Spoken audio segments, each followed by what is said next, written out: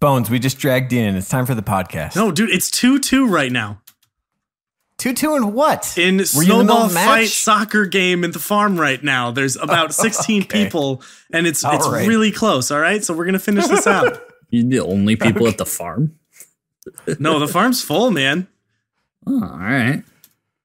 Okay, fine. Let me at least go. Done it. Let me go tell him I got to go. Hold on 1 second. I got to hop into the other Discord channel. Okay. Hey, guys, I actually just got pulled into the other Discord channel to record. 2 seconds. And I'm recording right now, so good luck, Team Bones. Okay, guys, I'm back. Bungie has achieved the impossible of making the farm an appealing destination. Good on ya. I should really close Destiny. It's a magical time to be alive. How about we record a podcast? Works for me. I hope they win. Flip merch like a nigga with work. JG wet worth network. Build my network. Build my net worth. PayPal pimp in an finesse, sir. Moving overseas, my CD come with a passport. Whoa. I got the dope for your tape deck. Ride around with it a hot boy. Something in the dashboard. Whoa. I got the dope for your tape deck. Money coming in the PayPal. Money coming in the bank camp. Whoa. Ho, ho, ho. Ho, ho, ho, ho, ho, well, ho. Who are you guys calling a ho? Welcome. Oh, ha, ha, ha, ha. I bet they did that joke on the first Christmas. I remember my first Christmas. No, I remember the first Christmas. I remember my first Christmas because I'm Jewish and I experienced my Christmases at my friends' houses. Oh, there you go. And you still remember the first one, though? Yeah, I was 5 years old. I went to my friend Trapper John's house. You might have heard some of his music on the show. And I thought, man, look at this new Super Nintendo. We are going to play the heck out of this. Dragged this tree Christmas inside. is magical. Ever since then, I've been just finding other people who truly embrace the Christmas experience and going and vampiring some of their Christmas energy. It's truly a magical time of the year. All right. Hey, guys. Hello, birds. Hey, Bouncy. And hello, listeners. Welcome to... I was going to say. Yeah, I'm here too. Yeah. I put the listeners over my co-hosts, all right? Damn, dude. That's not very... Well, I suppose that is Christmassy, right? Yeah. Hello, listeners. And hello, I guess I put them guys. above Swain Underbirds, but still a top priority. Wow. Merry Christmas, I don't know how I Swain. feel that I just got ranked. You got ranked under our wonderful fans, which is the best thing to be under. You guys asked for a ranked playlist, and here on Crucible Radio, this is how it begins. A ranked podcast playlist. Yeah, didn't go the way you thought, huh? Actually, it feels about right. Welcome to Crucible Radio, the podcast for all things Destiny 2 PvP. It is literally Christmas, the day that this episode comes out. Listening to us. Yeah, what? Spend time with your family. No, I take it back. Thank you for listening to us and including us on this magical day. I'm glad that you decided to incorporate us into your family traditions. That probably seem kind of weird from the outside, but everybody now else we're part is of just them. like, what do we listen? I thought we were going to listen to Christmas music, or more realistically, if you do celebrate Christmas, you're just waiting till Tuesday to hear this. So, also thank you for not forgetting us. I'd like to imagine Christmas morning, kids are opening presents, and Dad is going, no, wait. They're going to get to the good part in just a second. No, just listen. It gets good. It gets good. I'm telling you. I can't guarantee it gets good. Yeah. We We've don't never really made know that if it's any guarantee. good. So get this, guys. If you play Crucible Radio episode number 34 on December 31st at 11:29:54 p.m., you'll hear birds ask, "Yo, Kermit with Miss Piggy, are you actually fucking that pig?" Right at the clock strikes midnight.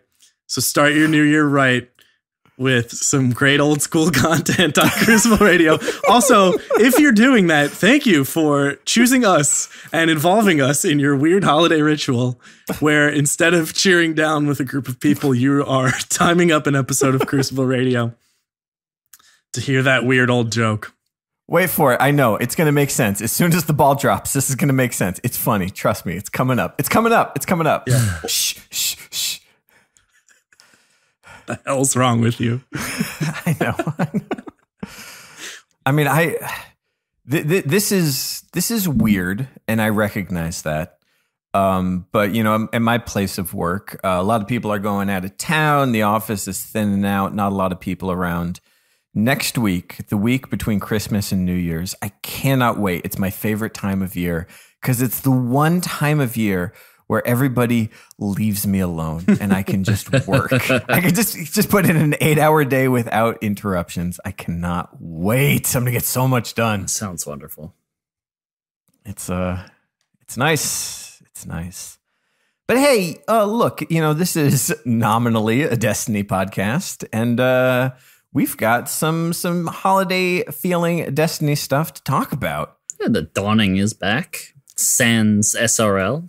Mm-hmm. Yeah. Except we got snowballs. Yeah, putting the dawn back in dawning is what I say. That's what I say. Okay, I mean, well, don't say that. It's a thing you say. Is it a thing you explain or just a thing you I say? don't know. I didn't think of it past that joke. Okay, but no, that's good. It's such a good joke. Can you call it a joke? Yeah. I guess. Whatever. I thought about it again, and yes, I can.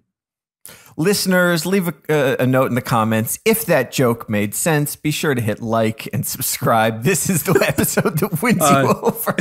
If you think that was a joke, hashtag, yeah, it was a joke, and tag Crucible Radio on Twitter. If you think it wasn't a joke, it's like, hashtag what joke.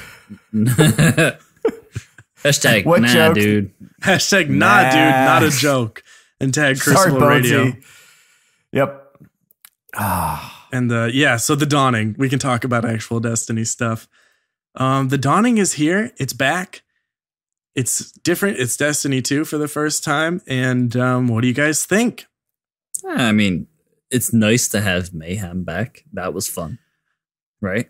I do. Yeah. I kind of got to say it's around for the holidays, and that's great. I think Mayhem, I'm actually having a lot of fun with it. I didn't know if I would. I didn't really love it back in D1 because I'm a baby who wants to be a tryhard. But I think a little bit of it is the fact that we are limited in what we have to choose from.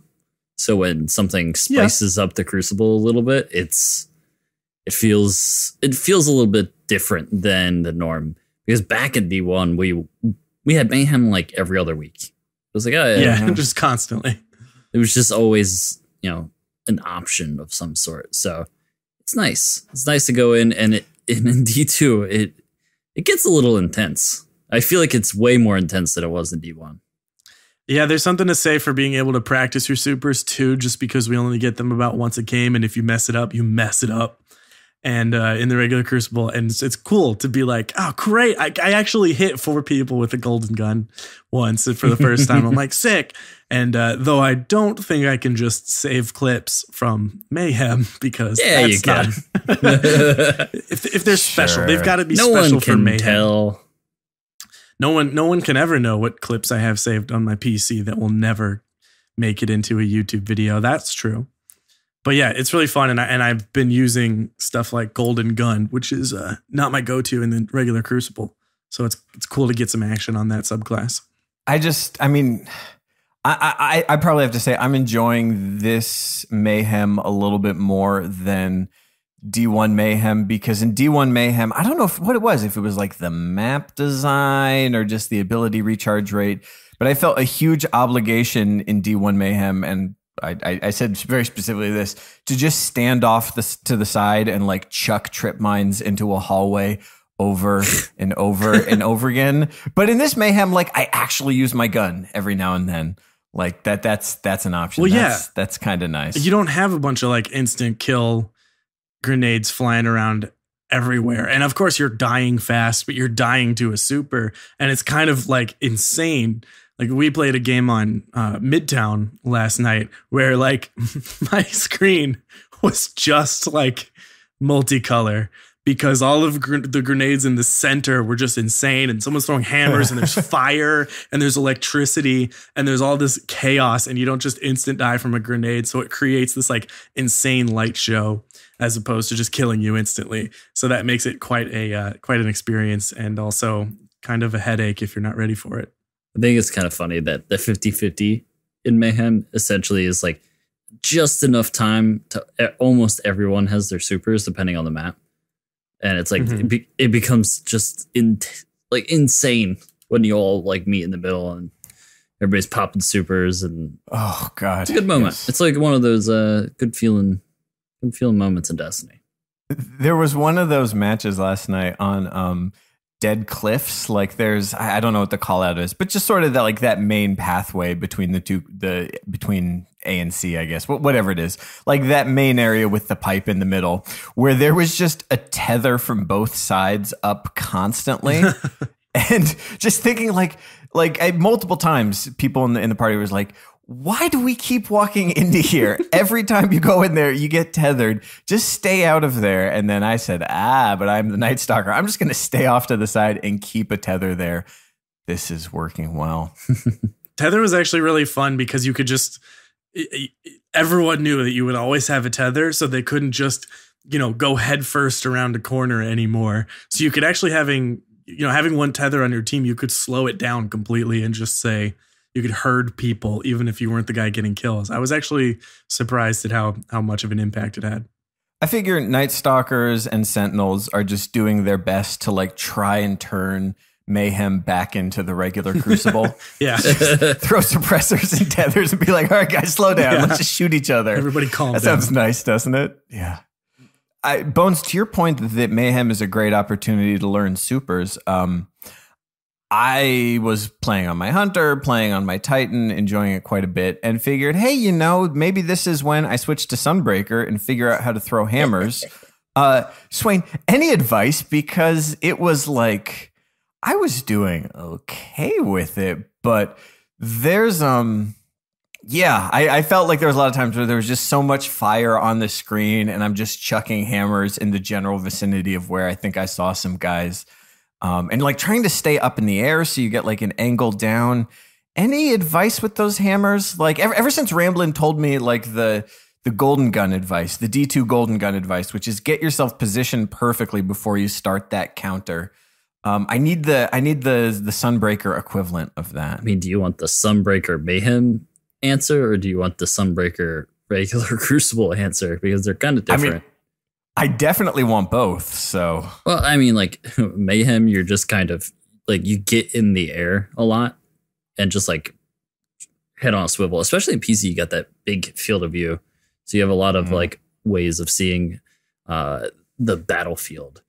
But I don't know, man. You gotta what I prefer for Mayhem using the top subclass because people are always clumped up together, and that extra explodey bit is amazing. You can just throw it in a direction. You don't necessarily need to be direct hits. You can throw it at the wall next to someone or yeah, you get 6. So you got 6 chances to throw it, and that's plenty of time. If you could get more than 4, it would be on Sunbreaker for sure. Okay, well then what's the non-Mayhem version of making your Sunbreaker super count?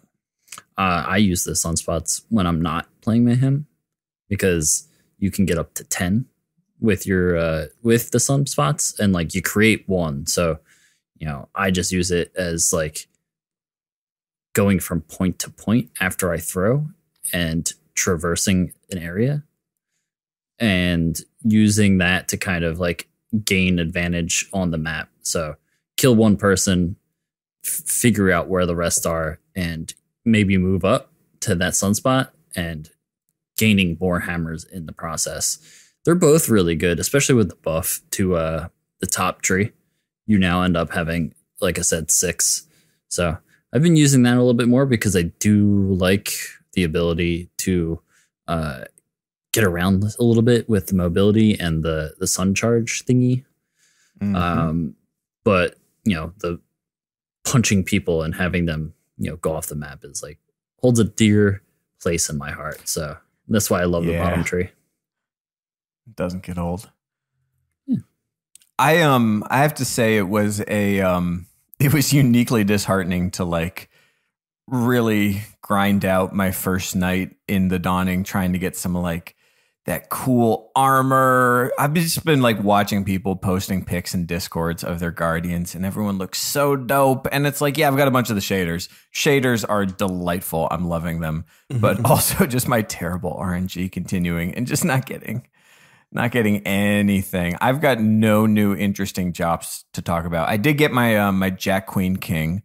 Have not tried that out yet, but I know that's a popular one. What about you guys? You gotten anything in this Dawning era for Christmas gun wise? Well, I've been slowly working my way through the prophecies to get the new guns, and I have to say all of them, you know, as we sort of stated last week anyways, that they're all just very solid. I had a few that I didn't have as of last week. The Conqueror 2, the submachine gun with kill clip at 900 RPM. Very fun. I really like the auto rifle, Null Calamity 9. Just, you know, Zen moment on a 600 RPM auto rifle. Nothing fancy, nothing crazy. Just a good gun. Like, just feels good. But one thing I have now is the West of Sunfall 7, which is the hand cannon. And this is that 180 RPM hand cannon with the weird recoil that is taking time to get used to. I'm not about to say that it's like the best new gun, but something about it is really nice. I don't know what it is. I like this one. I don't really particularly love the Suros version of that archetype. That's the Trials one. You know, those ones feel very similar to me. They're in the energy slot. But this kinetic one is actually pretty cool. And I cannot put my finger on why I think that, but it is. I got the Nature of the Beast one, which is like the energy one.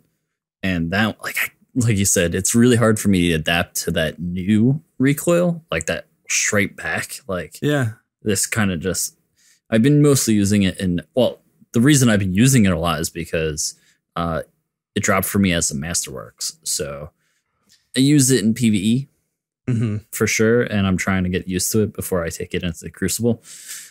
But using it simply because it dropped all fancy like for me. So, yeah. I will say that my West of Sunfall 7 is also a Masterwork, and that does have something to do with why I even, you know, really put it on and went to go use it in the first place.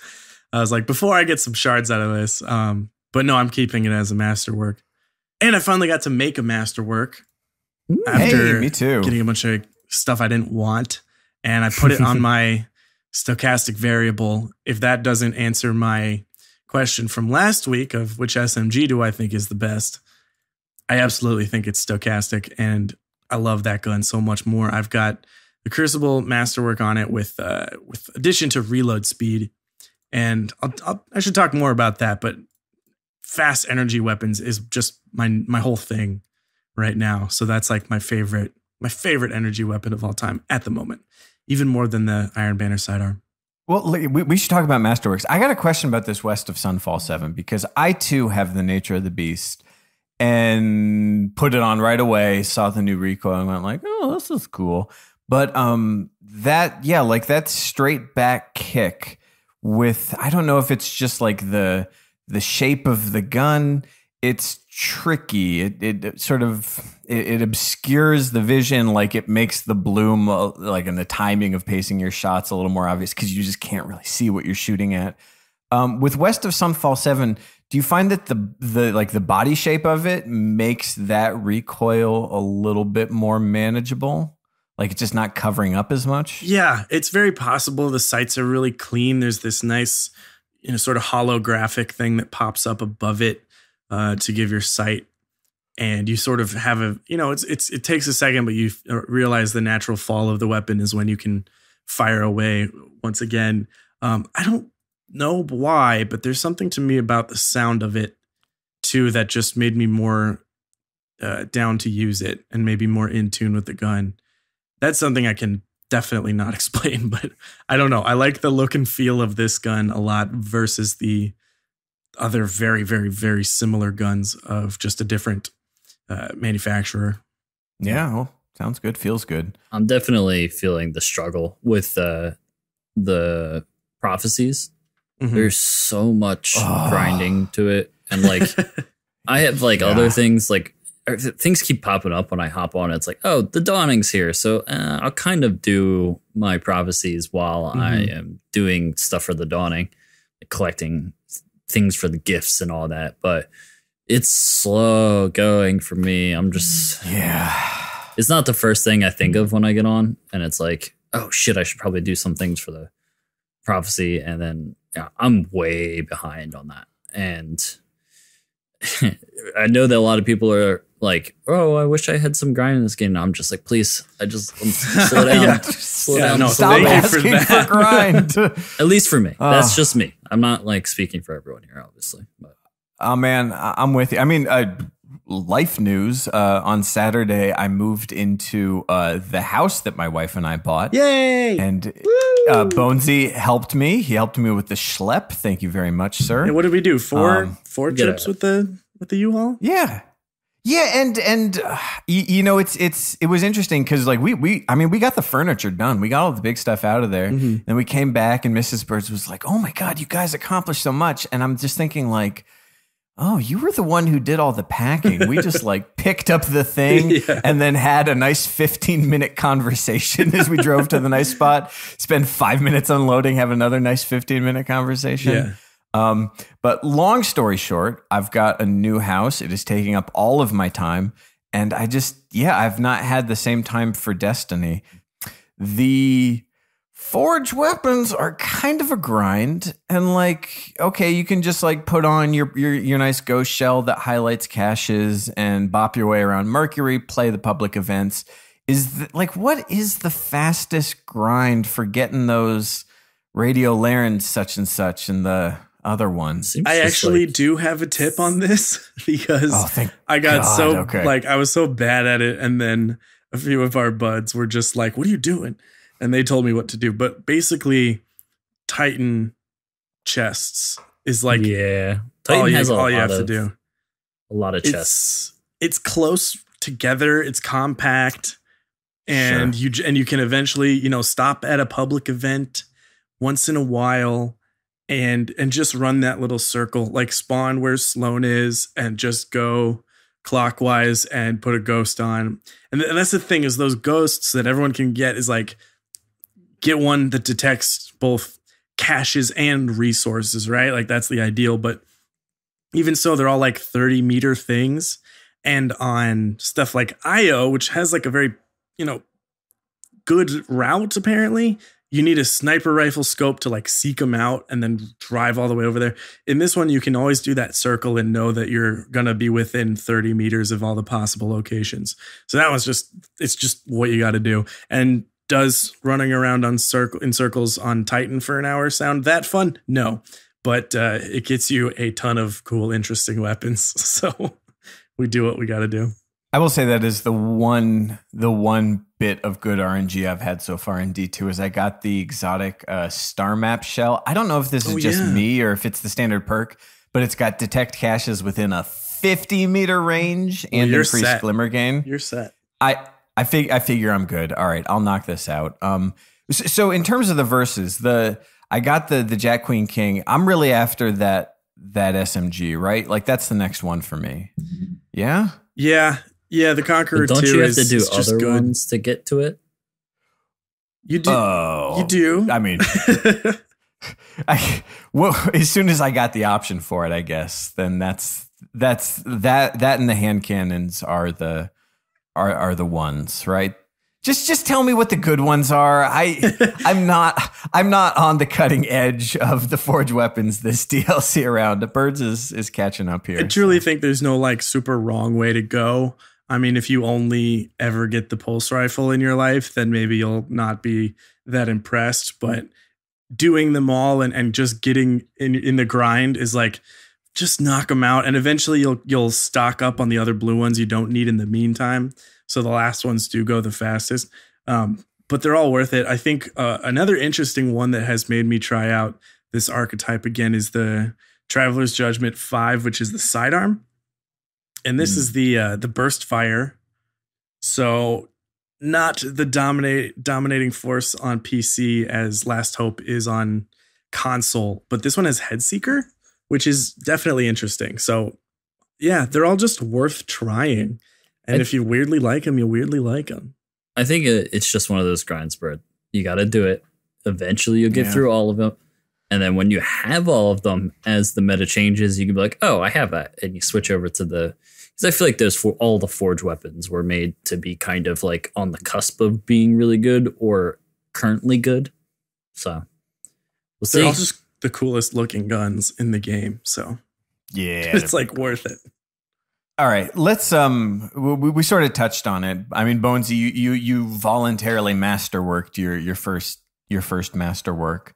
I did my first masterwork last night. Yeah, Swain, what about you? What masterworks have you had drop, and have you done your first voluntary one? Do you sort of have one picked out? Oh man, I have not gotten enough to create one yet.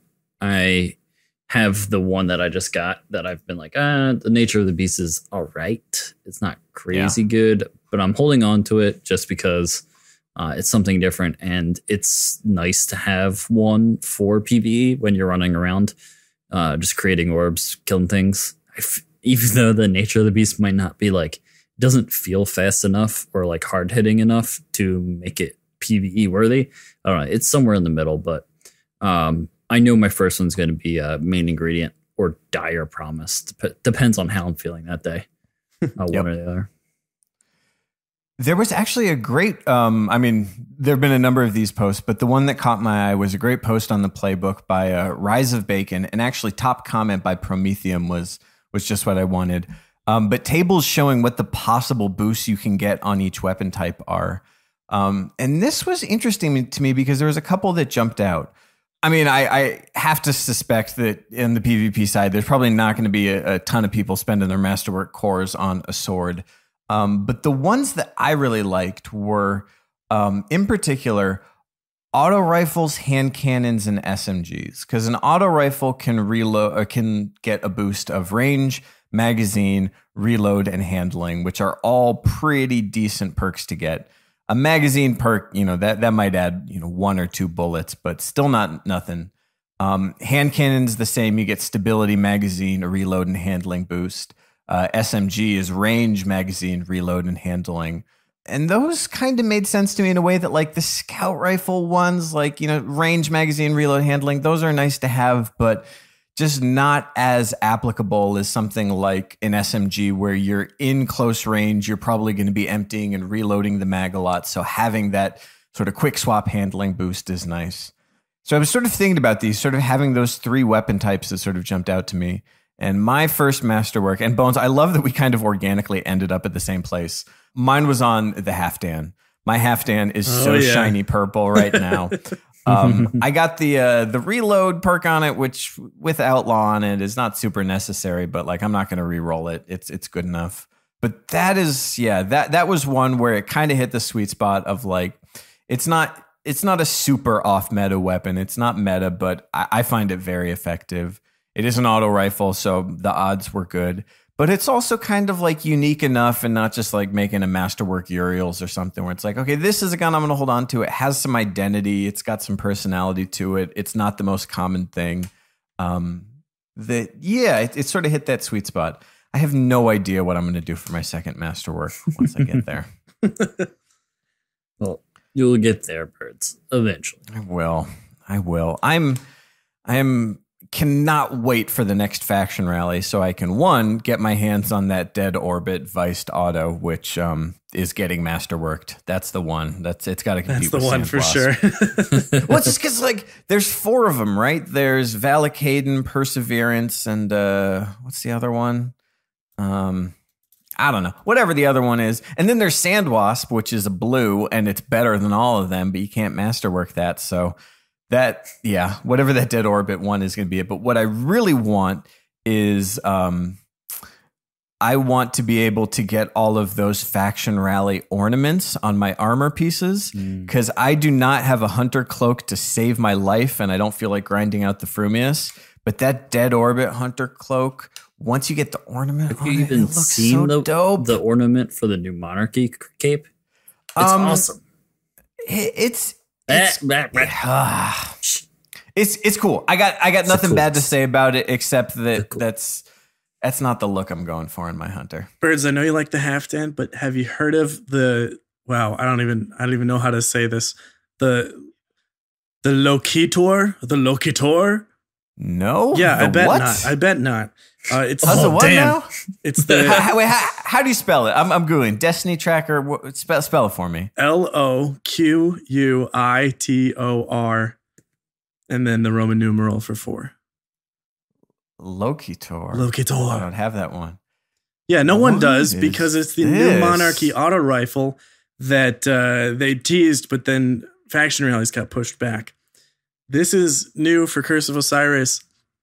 It's the Halfdan archetype, so it's a Haka kinetic auto rifle. And guess what? It's got ricochet rounds and high impact reserves.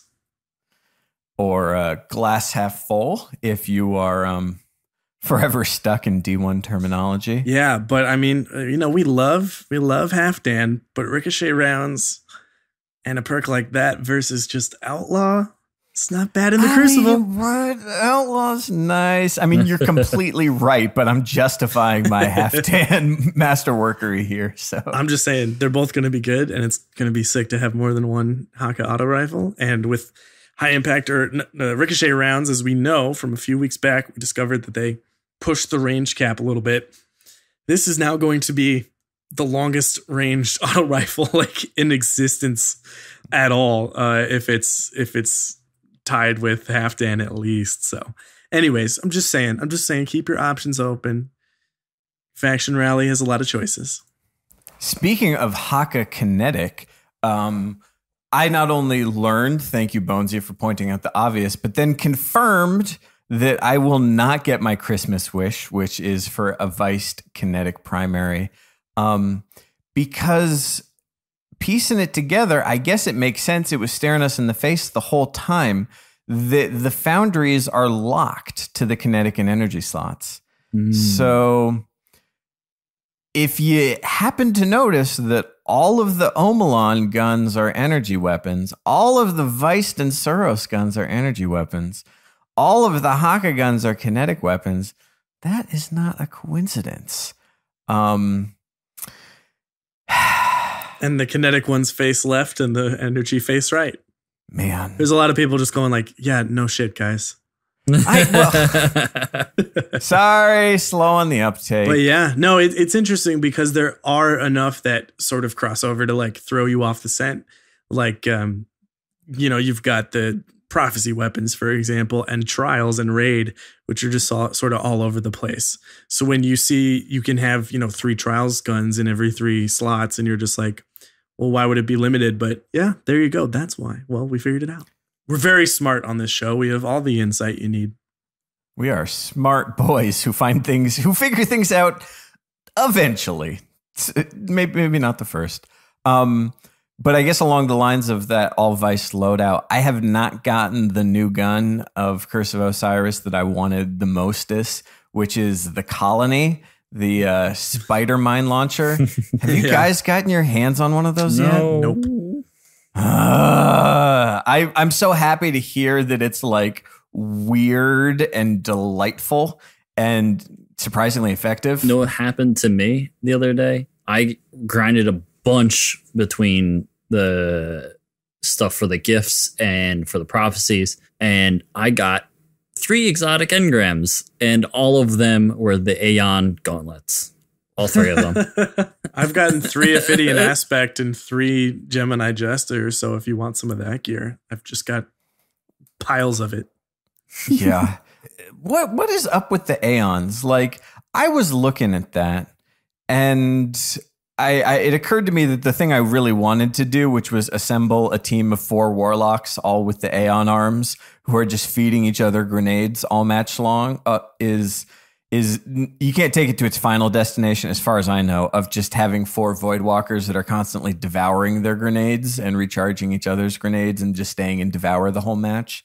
But I kind of want to get like an Aeon gang together and just try it. Like you have to time it, right? So when somebody with Aeon arms uses their thing that gives the Aeon boost, it increases the recharge rate, and it's like pretty good. It like if you're also wearing Aeon gear, it gives you like half of your thing, but you have to stagger them so one of them finishes and then the next one kicks off. Wouldn't that be fun, right? Like to just have some like 4 Aeon Titans who just always have a shield up, just throwing up that barricade, or 4 Warlocks who are constantly throwing grenades, and you're like, where are they getting all these grenades from? And then you die because a grenade lands on you, and then another grenade lands on you because that charges up someone else's grenade. Like, I want to give it a shot. Like, it takes a degree of coordination and patience that I suspect I might not have, but I'm curious about it. And also the Dust to Dawn shader looks really good on the Hunter arms. And yeah, combination fashion statement and novelty team strategy. I'm curious. Yeah, tons of fun, says the other team.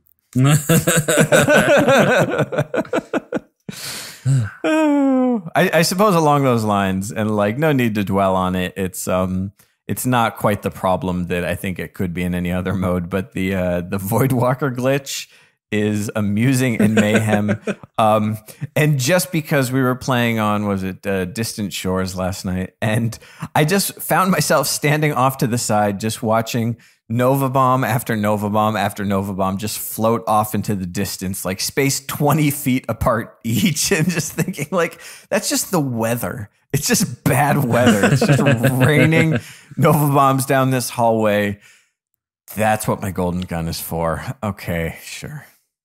I know I sound super like edgy and snarky when I say this, but like it is fun to beat a team that has 2 Warlocks doing that. Like I don't really care if they go off and keep doing that all day at all. I could care less what you do in Mayhem, but it was funny to be like, oh man, they're doing this. All right, let's try really hard to win and then beat them. So it's always a good time. Yeah, it's and that's the thing, right? Like if it were infinite Nova Bombs in any other playlist, it would be a disaster. But in Mayhem, it's okay. It's a glitch. Like they're going to patch it out. It's not supposed to be there. It's not the way the game is supposed to be, but not the most difficult thing to counter. Yeah. It's not too tough to be like, okay, there's the Voidwalker who's got too many Nova Bombs. Yeah. Let's just not walk directly in front of him. Yeah, just go towards the loudest sound imaginable on the map and you'll find him. You just hear in the distance.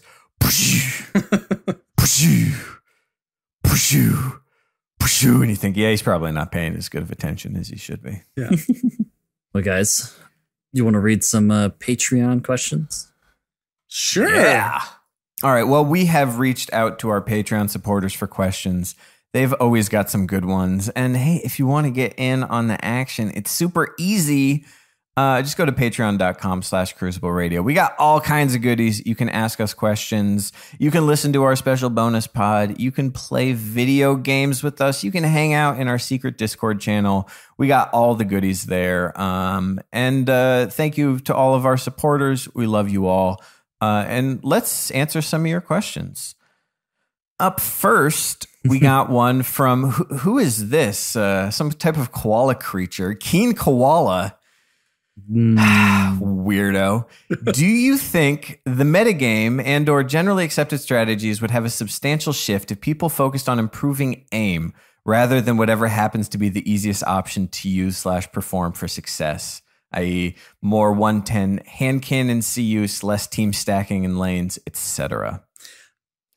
On second thought, let's not answer questions. This was too complicated. I was ready to talk about my favorite sandwich topping, Keen. I'm willing to take a swing at this one, and I want to start this off by saying that like it is as apparent to me as it is to absolutely everyone else that the strategies you face and the quote unquote meta in D2 are certainly different from D1.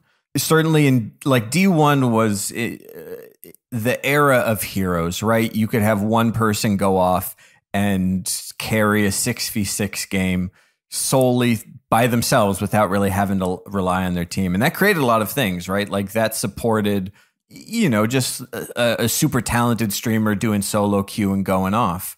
You saw Rumble Heroes, you saw a lot of things there. D2 is clearly different. There's a focus on team tactics that reduces some of the opportunity for that. There's certainly star players who can go off in solo queue and carry their team no problem.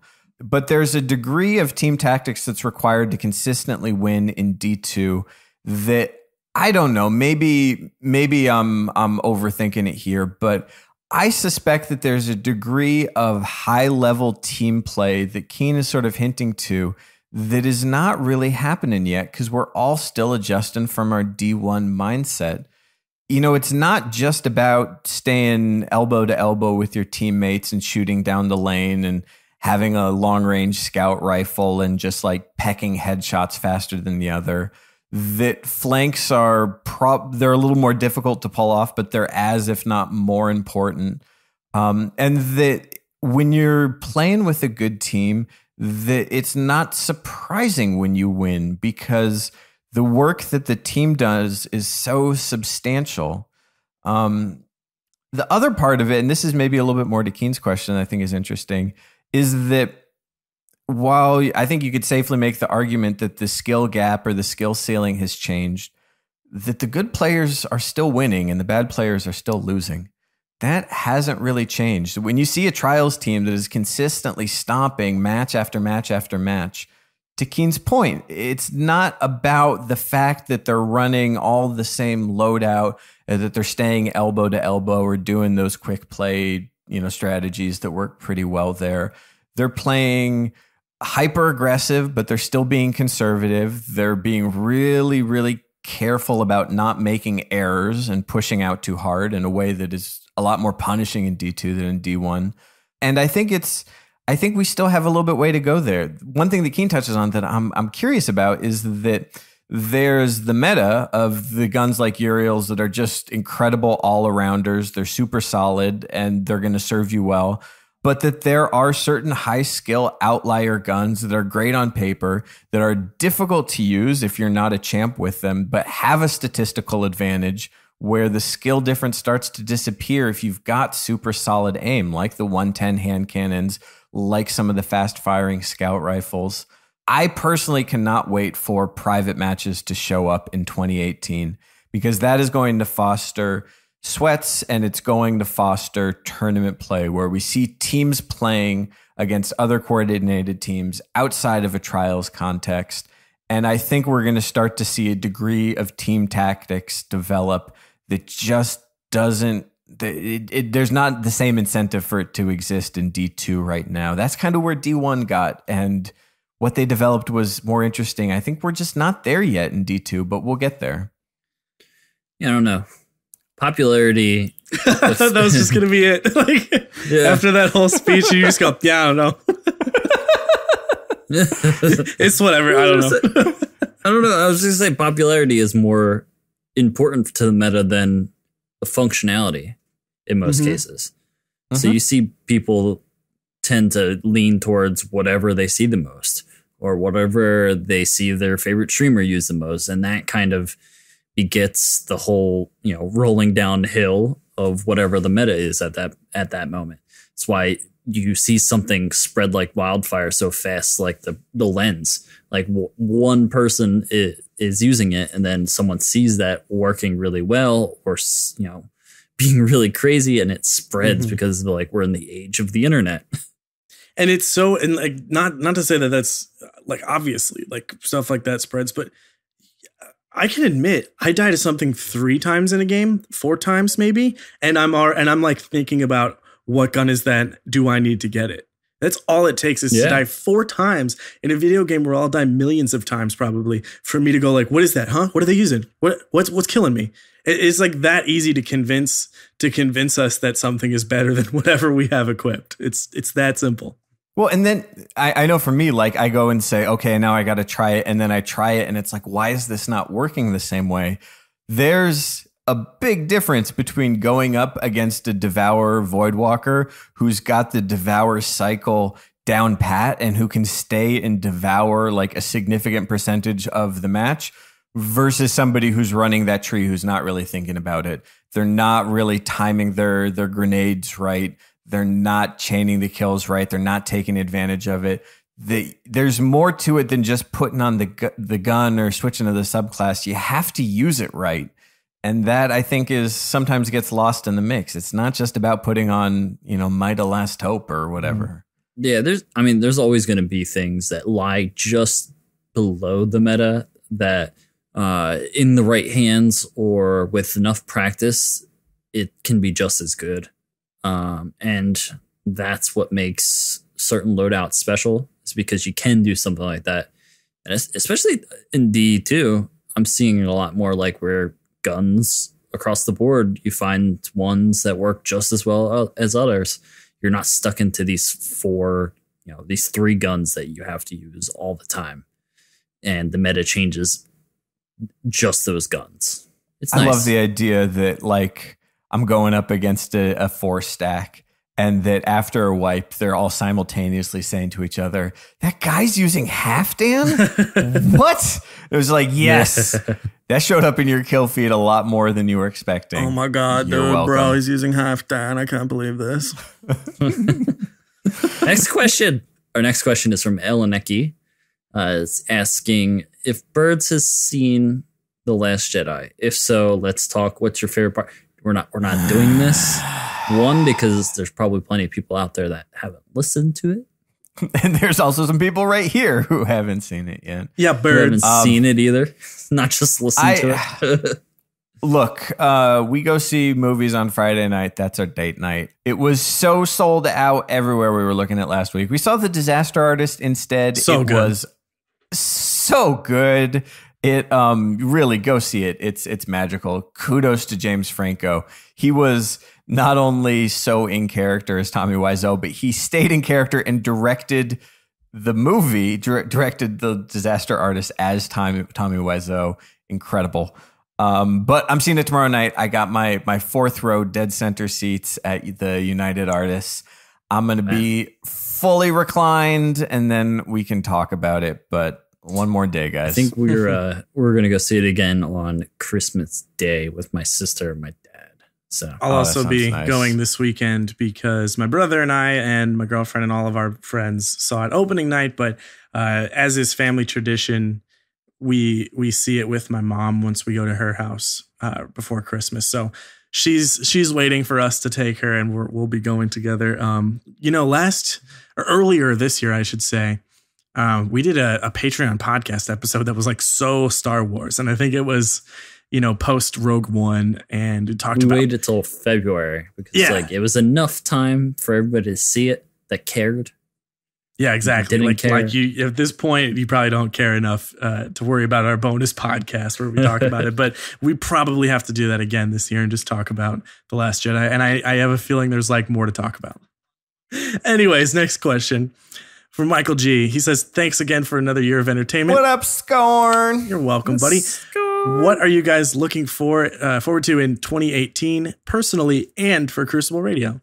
Well, Birds, you're done. You got a house. I had a conversation with Mrs. Birds the other night where we sort of looked at each other and was like, everything we do at this point is basically going to be work on the house, right? Like every activity is about just continuing to move over to into this house for the next year. Yep. I guess your thing is now like that. New bathroom door, or like let's add some shelves. Yep. Yo, guys, you got to look at this new shelf that I put in. I'll legit like, wow, that's actually really cool. I want to do something like that. I'll be very excited for you. It's going to be extremely heavily researched shelf because that's how we do here. But what about you guys? Well, I just got a puppy. So, hey! What's its name? Your puppy's name? His name's Obi. Obi. Like Obi-Wan. But I'll be spending time with my puppy and working on the house as well. Nothing. I'm sure something will pop up. Like there's always something at work, but I'm focusing on streaming more cooking stuff for 2018. I have definitely realized I can't stream more than twice a week. It's just not possible for me. So I will focus on trying to do two a week. And for Crucible and Crucible Radio, I don't know. I would love to get all 3 of my characters finished and cleared and ready for the next DLC. So yeah, we'll pretty much. I'm not looking forward to finishing out grinding up my Warlock. Gotta do it, but yeah, I'm excited for private matches and everything that brings. Yeah, it's so much. It is a test bed to really dig into our guns, test out some of the theories that we see from the stats, figure out ranges, find new angles, find new spots, just explore and learn about these things in a way you can't do. It is a chance to create whatever game mode you want and play it with your friends. It is the foundation of the D2 competitive scene. We will see the return of scrims. We will start having real deal high volume tournaments. And all of these things are so interesting to watch, to learn about, to comment on, and to participate here at Crucible Radio. So yeah, I'm hoping the changes come pretty quickly after the new year, once they get back in the studios over at Bungie. And we there's definitely some people that have moved on to other games in the meantime. I would like to see them come back and play a lot more. And I think like you said, private matches and ranked will bring most of them back, I think. Oh, I'm just preemptively stressed out about ranked. Already feeling it. I know, like, how intensely am I going to take that? Probably very intensely. You're going to be ranked, obviously, above the audience and above me as well. So, assuming they follow the standard tiers, if I can just like get and stay in platinum, that's all I want. I don't have anything more in me. Finally, the haters will have proof that Crucible Radio sucks at Destiny. I'm excited for 2018, guys. Thanks for asking. I have life stuff. We were getting there. We were getting you. Okay, Too slow. You want to make a whole big thing about it? Too slow. Please. Oh, Bonesy, tell me what personally and for Crucible Radio you're looking forward to in 2018. I don't know. Just like going to the gym. Actually, I went. I visited. My family's from Connecticut. I went back with my dad and my sister, and we had some good weird birds quality time together. Birds family quality time. And my sister gave me a great 2018 New Year's resolution that's super doable. Switch to a credit union. Stop giving these big ass terrible banks your money to play with. Just join a credit union, get a good rate, and some good advice. They have really good lending too. Jeez, this feels like an ad. It's like just for credit unions in general, not any one in particular, but just like be a part owner of the bank that you're involved in instead of just at the victim of whatever terrible thing, whatever the national bank wants to fund, and it takes like 2 days to do. Big deal. That's an easy resolution because I'm not going to the gym. Fuck that. No, I don't like the gyms in LA. Getting healthy is a real thing. Going to the gym is not how I'm going to do it. That's for sure. In 2018, I don't know. I'll be a dork for a little bit and say that I've been dating Miss Bones since January, so our 1 year's coming up, and I am excited to see where we go in 2018. And we have some cool ideas for we nerd out about a potential gaming office type room that's like dedicated to basically my basement, right? Yeah, I'm very jealous of that, but that's set up where I can like have a room for it because the current lifestyle I got is just a little too like all my gaming shit on top of my real life shit, and I want to split those apart and have the room for it.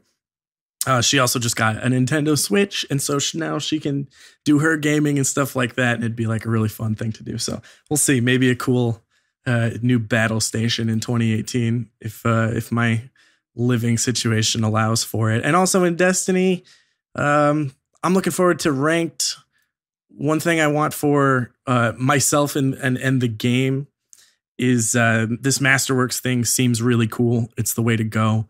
It seems like a great little upgrade. And there was a little bit on the forums from Dimji. Is that how we decided? Yeah. That's supposed to be pronounced. He was giving some updates and stuff they're thinking about. And they did mention Masterworks armor. And while they... Oh my God! Yeah, like we didn't even talk about that. But that's so cool. A little bit last week. Yeah. I mentioned it. Right. Well, it's a natural progression from that, obviously. But the potential to adjust stat perks and stuff like that. Like all I've ever wanted from Destiny ever, since literally the day I started, was to just pick pieces of armor and make them do exactly what I want and build this set that just works. And so I could have one that's for Dawnblade and one that's for Voidwalker that I'll never have to change or adjust or go into the armor itself and switch stats. Never want to do that. Maybe that future exists in 2018. And I hoped Rank Play gives Crucible Radio a new subject to talk about. Not that we can't find something to blabber on about for an hour every week, but that stuff excites me.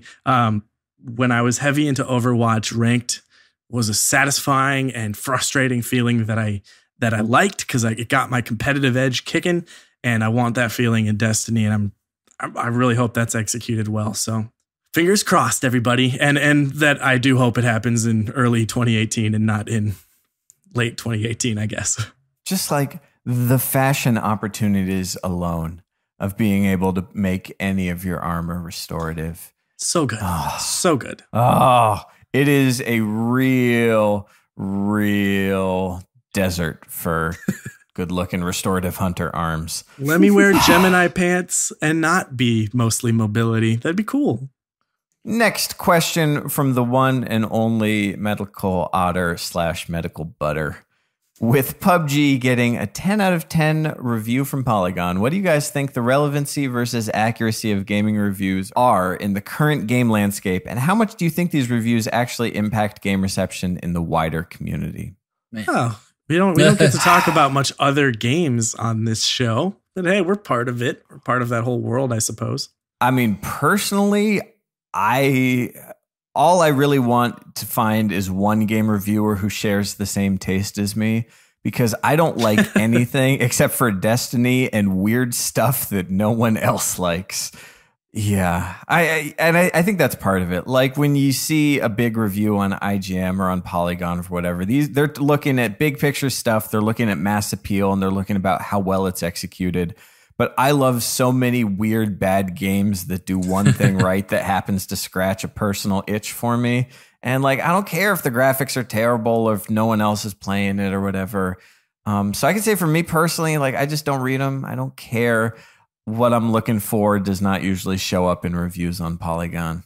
But hey, good for PUBG, you know. No, this is more so towards like gaming awards, because like PUBG was up for Game of the Year, I think, at the Gaming Awards this year. And it made me think, like, there's definitely a drastic difference between what's popular on Twitch and what's good. Because some things are super entertaining for people to watch on Twitch, but aren't necessarily the most well-crafted games. I'm not throwing anyone under the bus in particular, but some of those games like PUBG are intentionally played on lower settings so that they don't look as good. Whereas there's like games that are like visually gorgeous out there that deserve some sort of high praise from the community. They may not be the best Twitch games. Thinking, what was the one that was like that really demonstrated like mental illness that came out this year? What's that? Hell something. Hellblade? Yeah. I think so. I should know what it is. I'm acting like I have no clue, but anyway, that's Hellblade: Senua's Sacrifice. Yeah. So that one was like gorgeous, and it was recognized for how good and how well it was put together. But I do think going forward, the gaming community should be like, I would love for Twitch to do their own thing, like have their own reviews, have their own like, and base it around that, like the view, like the watchability of the game, and then have like the gaming award side and like gaming particular reviews, like from like Polygon or gaming websites, just be very focused on the rest of the game. Because like, yeah, 10 out of 10 for PUBG is great, but it's not like they probably gave a lower score to a game that looks way better and has a better story or has a story. But anyway, we could probably go into it forever, but I think there needs to be some sort of division in these things in the community for it to be taken more seriously. I would love for the gaming community to be taken more seriously on these types of things. On that note, Swain, I think what stands out to me, especially with stuff like the Gaming Awards, while on one hand, I think it's the coolest shit and it's so awesome to see the weight that gaming has both as an art form and both as an entertainment platform compared to movies and compared to like sports and stuff like that. That's awesome. But there is something that always sort of stands out as like, it seems still fresh. It seems like games are like still new to people. Like we're just figuring out how to do this. And this generation is like, has grown up. Like our generation is the first like to be on the cusp of that. I don't know, that age that where you're like, you start to think about, oh, there should be an award for this. Well, yeah, but I'm saying like it makes any sense. There's like 4 awards, it feels like, and maybe I just missed stuff that happened off screen. But like when I talk with like industry people, because I work in the entertainment industry, like you could have an 18-hour conversation about the freaking lighting in a movie, and that's like a thing that someone like pours their heart into. And there's all those little sides of it, but there are like, there's hours long award show going like director of photography, costuming and stuff like that. I just want to see that for games and have it really get fleshed out so that we can speak about games more specifically. And like you said, Swain, like maybe something like, let's weight this game based on how it performs as an entertainment factor on Twitch or something like that. And let's also admit that it looks like poop and does not perform on a system as well as some other game. I mean, to just wrap it all into one and go like, this is 10 out of 10. And also I think maybe The Witcher's 10 out of 10. And I guess Overwatch, they're all just 10 out of 10. It makes no sense to me. So we gotta flesh it out a little bit more. And I feel like maybe it's just a little too vague and generic to get any sort of like heavy weight from that statement, even if 10 out of 10 is a pretty big statement. It just feels like audience is a part of it that's not captured, because it's like, it's not surprising to me at all that battle royale style games are dominating Twitch because they're super fun to watch good players play. I will happily watch Lupo play Fortnite because he's super good at it and I like watching him win. But for me, I'm not as good, and a game like that is just kind of a little boring and you die more than you like. That compared to something where it's like, I'm good at video games. I'm certainly not that good at them, and I can have a lot of fun at it. It's paced well. It fits into my life. That Twitch viewership is not the be all end all metric. It's a big part of it, but people of all skill levels play games and they're looking for different things out of them. Mm-hmm. Could be a really good way to showcase really good devs in the community. But like you were saying, Bones, like how lighting and specific aspects of entertainment get recognized at award shows. It'd be really cool for certain developers to be recognized. There's such fascinating stuff going on. Like Horizon Zero Dawn, to me, feels like such a cool accomplishment on a console. And you look at it and you learn about how they make the weather systems work. And every screen in that game is straight up beautiful. But like, I don't know. No one really talked about it. I guess it got like snubbed at the awards. And I'm like, there's got to be something in that game that we can say like, yeah, they did this minor thing better than any other game. And that's how awards end up working out. And to be fair, it's all run by, journalist like sites and things like that. And it's a pretty new thing, but it's getting there, and we got to make it legitimate, just like esports. And they're all getting there, and they're all really good now, but they can be all really, really, really much better in the future. So that's my hot take. All right, we got our last question. This one is from Jason H, and he starts off with a shout out to the previous questions. These are all really good questions. I agree, Jason H.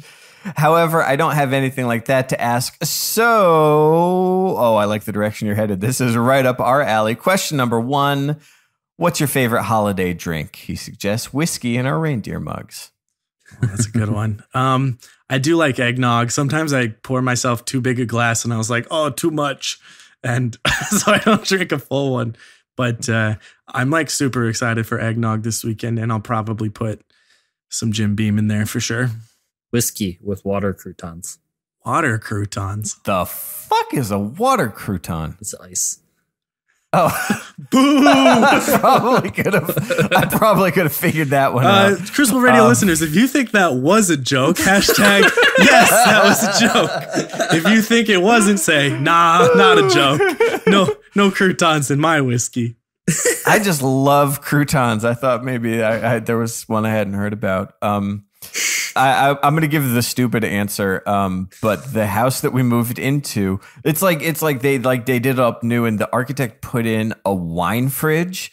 We do not drink wine. You don't? However, you can store a lot of cans of stuff in. So right now in there, I got soda. I got tiny cans of pineapple juice. I've got you can put all types of I've got yogurt in water. there. I've got beer. Like the fact that there's just tiny cans of so many different beverages in my tiny additional fridge this Christmas with the clear door and the wood shelves it just tickles me. Yeah, you know what, Birds? I might be splitting an apartment with my friend from high school, but I have a mini fridge in my room and it's just full of LaCroix, so we're the same. Oh man, I'm curious, Bonesy, to know if you'd be willing to make the plunge from LaCroix to a soda stream where you make your own soda water and then just add a bit of juice of your favorite kind. It's so refreshing. I could probably be convinced. Make cans. All right. It's gonna be a big surprise to thank you for helping us move. We're gonna get you the cheapest soda stream, and you're gonna love it. Deal. Question number 2: do you have any Christmas Eve traditions? Jason H falls asleep on his couch watching It's a Wonderful Life. That's not my main thing, but yeah, actually, a couple times I have, when everyone's gone to sleep, because my family stays up. I stay up way later than everyone. Everyone's asleep, and I find A Wonderful Life. Not A Wonderful Life. White Christmas. Duh. I find a White Christmas on TV because it's got to be playing on some channels, and I find that and I watch it like by myself. I don't know why. Can't quote it at all. It's just I just put it on. But I actually do have a tradition that my mom and my brother and I started a long time ago. We used to go to church, and we went to church on Christmas Eve, and you get out, it's like 10:30 and you're like, crap, we're starving.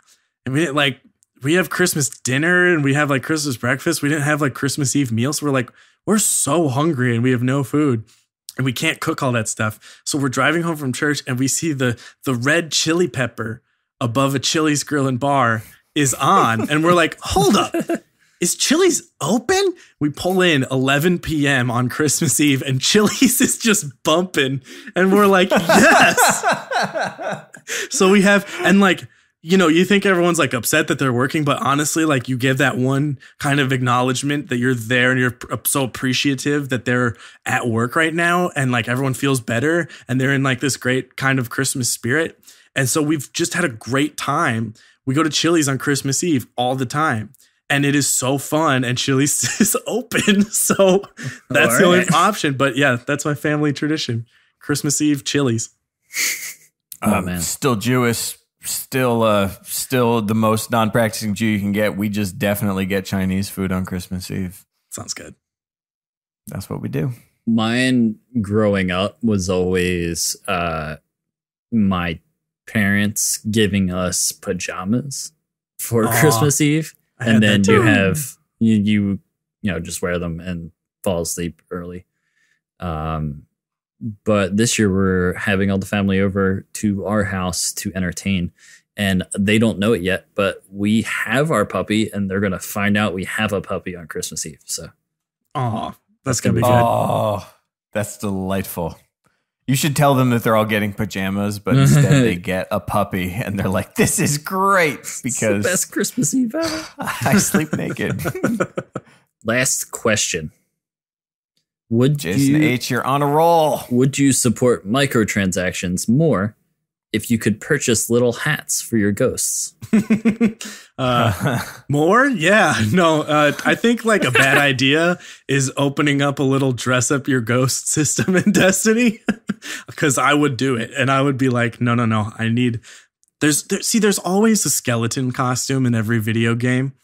Like if you get a secret costume, always a skeleton suit. So if you're telling me that I could get like goofy outfits, maybe for the ghost or maybe my guardian, skeleton suit. Oh, it's 10,000 credits or whatever, skeleton suit. I'm getting it. So no, don't do that to me because I'll need the skeleton suit or a Christmas hat on the ghost. That sounds pretty good. Yeah, I don't know. Little hats. I would love to completely customize my ghost. Like not just the color, just like the shape and the design. Open up like an emblem editor and get to pick out the color of each panel. That'd be sick. That'd be cool. I don't know. I made my peace with microtransactions. I guess that's the way the business works now. I don't like it. I like Destiny's implementation where it's mostly just cosmetics and it's fine. I don't know. How about for 2018, our Christmas gift to ourselves is just to not freak out about microtransactions. Let's just not freak out. Games. Yeah, let's just not freak out. Like, if there's a game with microtransactions we don't like, we're just going to low-key not buy it and focus on playing games we do like. Deal. It took me down. I started thinking about the fall of mankind for a second there. No, Bert, no. Got me in that weird headspace. It's Christmas, and I know that means nothing to you, but you just gotta pull out. Okay. Snap out of it. I'm good. I'm worrying a lot about the fall of mankind, guys. Tamp it down. Okay. You worry too much about the fall of mankind. Oh, it just seems ever imminent. It's inevitable, so don't worry. I know all empires end. I think it's going to end surprisingly, Birds, with UFOs. That's how. Oh, I would love that outcome. The comedy option, Deus Ex Machina of aliens show up and be like, yo, you gotta watch this ridiculous Netflix documentary, Unacknowledged. It's pretty good. It's about UFOs. All right. All right. I'll watch some crazy ass Netflix quote-unquote documentaries. You're just putting anything on Netflix now, am I right? Yeah, you guys are... Swain, I bet you're also going to tell me to watch the movie Bright. Ha ha! Boom, slam. Oh, man, I'm so going to watch the movie Bright when it's available for free on the HBO Go app and not a moment before then. You don't use Netflix? Free on Netflix. Oh, well, I'll watch it there then. No, don't. It's bad. All the apps, man. Well, okay, how about this? It's going to be playing in my living room. Classic and I'll Birds pop in and ruining out of it. the joke. Anyway. If you think Birds ruined the joke, hashtag... I don't know. Don't Fall of mankind. Hashtag fall of mankind. All right, well, let's get out of here. It's been a good week. It's been a blast. Happy holidays, everyone.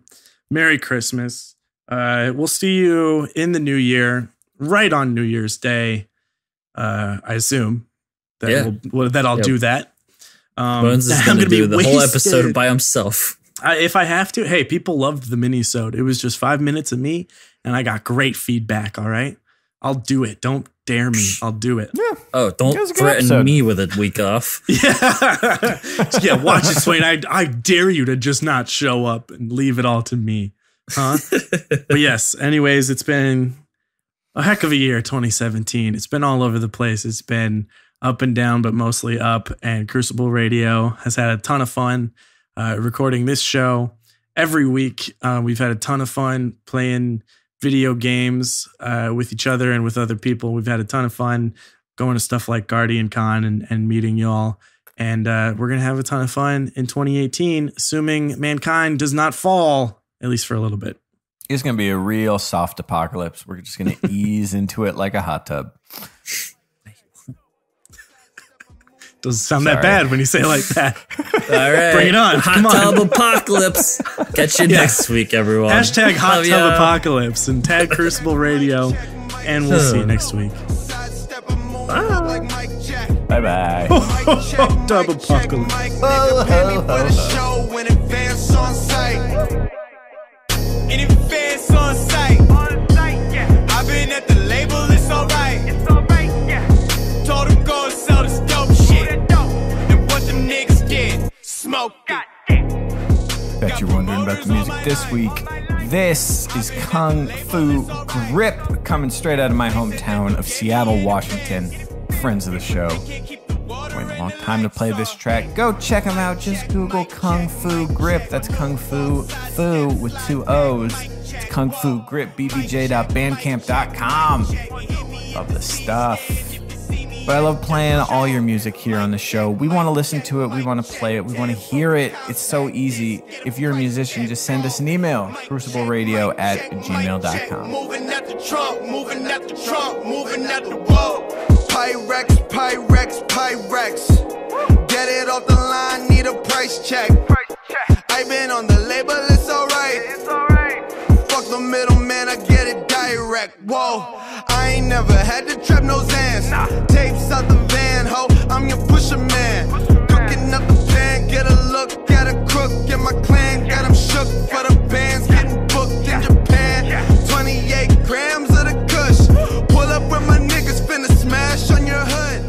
Probably smarter to keep your hands where they put. Getting dollars in the game, the advance for the push. Hello everyone, Swain here. You know that Crucible Radio is your source for all things Destiny PvP, and I know you want more than just this video, so make sure to head on over to crucibleradio.com to find all of our past episodes, detailed Crucible maps, t-shirts, and much, much more.